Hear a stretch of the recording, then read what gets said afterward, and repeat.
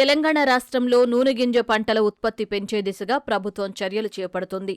ముఖ్యంగా దీర్ఘకాలం ఫలసాయాన్నందించే oil palm సాగులో రైతులకు రాయితీలు అందిస్తూ సాగును ప్రోత్సహిస్తోంది. ఉమ్మడి మెదక్ జిల్లా వ్యాప్తంగా గత 2-3 ఏళ్లుగా ఆయిల్ పామ్ సాగుకు రైతులు ముందుకు వస్తున్నారు. ప్రధానంగా మెదక్, సిద్దిపేట, సంగారెడ్డి జిల్లాల్లో వరితో పాటు మెట్ట పంటలు పండిస్తున్న రైతులు ఇటు దిశగా అడుగులు వేస్తున్నారు. సిద్దిపేట జిల్లాలో ఆయిల్ పామ్ పరిశ్రమను ప్రభుత్వ ఆధ్వర్యంలో నిర్వహించడంతో సాగుదారులకు ఒకంత భరోసాగా మారింది. జిల్లాలో విస్తరిస్తున్న ఆయిల్ పాము సాగు, రైతు అనుభవాలను ఈటీవీ ప్రతినిధి రామకృష్ణ ముఖాముఖి ద్వారా తెలుసుకుందాం. సిద్దిపేట జిల్లాలో ఆయిల్ ఫామ్ సంబంధించినటువంటి ఫ్యాక్టరీ ఏదైతే ఉందో ప్రభుత్వ ఆధ్వర్యంలో ప్రారంభించిన దగ్గర నుంచి కూడా ఉమ్మడి మెదక్ జిల్లా వ్యాప్తంగా ఆయిల్ ఫామ్ రైతులైతే పెరిగారని చెప్పుకోవచ్చు. అయితే ఒక్క మెదక్ జిల్లా శివంపేట మండలంలో దాదాపు 50 ఎకరాల పైన సాగు చేస్తున్న పరిస్థితి అయితే ఉంది. ప్రస్తుతం అయితే మాత్రం జయరాం రెడ్డి అనే ఒక రిటైర్డ్ ఆర్మీ వ్యక్తి కూడా ఇదే ఆయిల్ ఫామ్ని దాదాపు 6 ఎకరాల్లో విస్తీర్ణంలో అయితే సాగు చేస్తున్నారు.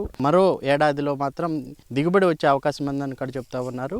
ఈ పంట సాగు ఎలా చేశారు, ప్రభుత్వం నుంచి ఏమేమి సబ్సిడీలు వస్తున్నాయి అనే అంశాలు తెలుసుకున్నాం. మీరు ఎప్పుడు ఈ మొక్క వేశారు, సబ్సిడీ ప్రభుత్వం నుంచి ఏమేమి వస్తున్నాయి? మార్చ్ 1, 2023లో పెట్టాము. ఆ రోజు నాటాము.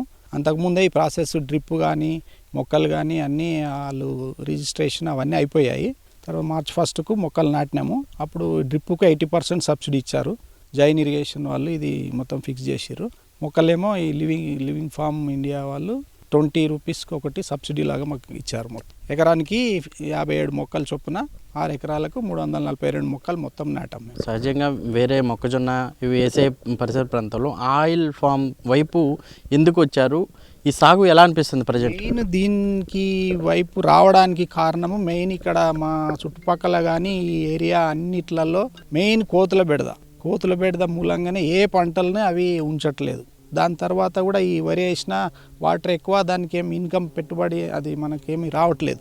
దాని మూలంగా ఇప్పుడు అందరూ దీని వైపే మలుతున్నారు. ఇప్పుడు 6 ఎకరాలు సాగు చేశారు. మొక్కకి మొక్క మధ్య ఎంత గ్యాప్ ఉంచారు? అలాగే మొదటి వచ్చిన పువ్వుని తొలగించే పద్ధతిని ఎలా చేస్తున్నారు? ఇది మొక్కకు వాళ్ళు మనకి ఇచ్చింది 9 మీటర్స్ 27 ఫీట్స్ ట్రయాంగులర్ మెథడ్లో నాటమని చెప్పారు. వాళ్ళు మార్కింగ్ కూడా ఇచ్చారు. దాని ప్రకారం మేము నాటినాము.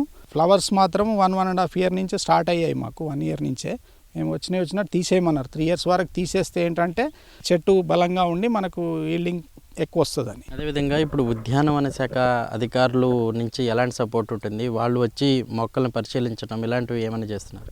వాళ్ళు ఉద్యాన శాఖ వాళ్ళు కానీ రెగ్యులర్గా మంత్లీ బేసిస్ అప్పుడప్పుడు మధ్యలో వస్తారు, చూస్తారు, చేయని తిరిగేసి ఏమన్నా ప్రాబ్లం ఉన్నా ఏదైనా ఉన్నా మాకు సజెషన్, ఏ మందులు వేయాలి, ఏమన్నా స్ప్రేలు చేయాలి దాని గురించి మాకు ఎక్స్ప్లెయిన్ చేసి అని చెప్తారు. అంటే ఇప్పుడు చుట్టుపక్కల ప్రాంతాల్లో తొలిసారిగా మీరేశారు కాబట్టి చుట్టుపక్కల వచ్చి కూడా చాలామంది మీ దగ్గర నుంచి కొన్ని విషయాలు తెలుసుకుని కొంతమంది సాగు చేస్తామంటున్నారు. అలాగే కొత్తగా పెట్టాలనుకున్న వారికి మీరేం సూచిస్తారు? వాళ్ళ పరిస్థితిని బట్టి ఇప్పుడు వాళ్ళు కొందరు ఇక్కడే లోకల్లో ఉండి కూరగాయలు పెట్టుకొని 24 డే అంతా అక్కడే ఉన్న వాళ్ళకు అది పర్వాలేదు కూరగాయలు. కానీ ఇప్పుడు నాలంటూ నేను సిటీలో ఉండి ఇడికి వచ్చి అప్ అండ్ డౌన్ చేసి మన ఇంటి మనుషులు ఎవరు సపోర్ట్ లేని వాళ్ళకి మాత్రం ఇది బెస్ట్. మళ్ళీ ఇంకోటి ఏంటంటే ఇది రెగ్యులర్ ఇన్కమ్ వస్తుంది. ఒకసారి స్టార్ట్ అయిందంటే మనకు మార్కెటింగ్ ప్రాబ్లం లేదు. డిస్టిక్ వైజ్ ఒక కంపెనీకి అలాట్ చేస్తున్నారు. ఇది అయిపోయే వరకు ప్రతి డిస్టిక్ ఒక కంపెనీ పెడతామని గవర్నమెంట్ వాళ్ళు అగ్రిమెంట్ అది ఉంది. రెగ్యులర్గా మనకు అకౌంట్లో డబ్బులు పడతాయి.